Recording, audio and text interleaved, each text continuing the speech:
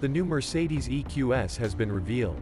You can think of this all-new luxury car as an electric version of the latest S-Class, or as an alternative to cars like the Tesla Model S, Porsche Taycan, and Audi e-tron GT.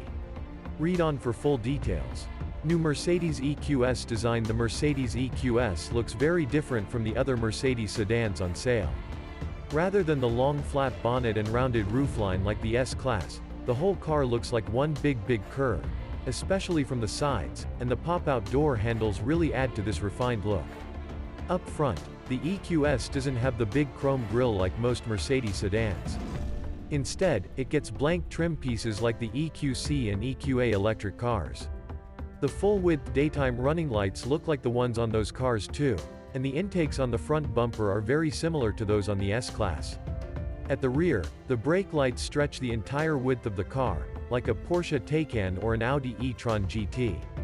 Get 19-inch wheels as standard, but you can pay extra for wheels up to 22 inches, and there's also an optional two-tone paint job if you really want the EQS to stand out. New Mercedes EQS interiors. The new Mercedes EQS has one of the most futuristic interiors of any new car, especially with the large infotainment screen, but more on that later. The new EQS is slightly longer and slightly taller than the S-Class as well. So it should feel more spacious inside, even more so with the optional panoramic glass roof installed. Can choose from 8 different color combinations for the interior, and there are 190 customizable LEDs around the cab for play.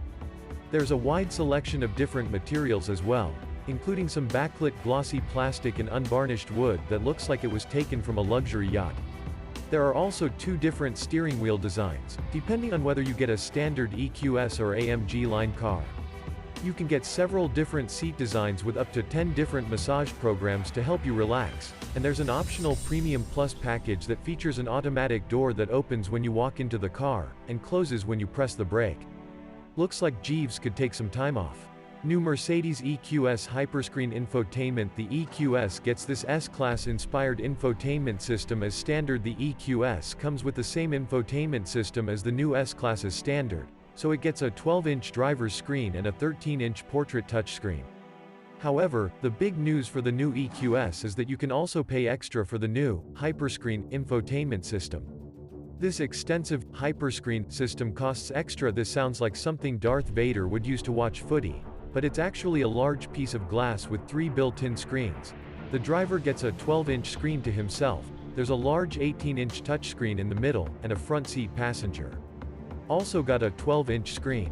The system has the latest version of the Mercedes infotainment system, so it is equipped with all the usual smartphone mirroring and satellite navigation features, and has an improved "Hey Mercedes" feature that can understand 27 languages, even remembering voice patterns.